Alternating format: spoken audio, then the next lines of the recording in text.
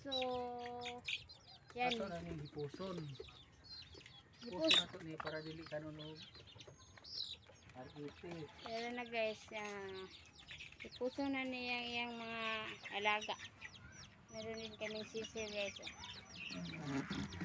Pang, Pasok sa ganun. buhay probinsya guys. Mga pare ko eh.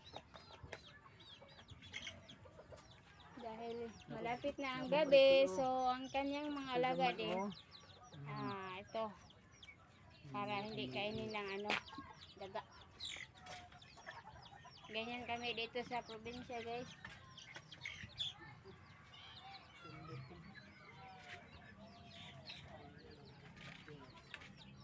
Oh, ito ang aming Muli. kitchen. Muli. Simpleng buhay lang dito sa probinsya guys.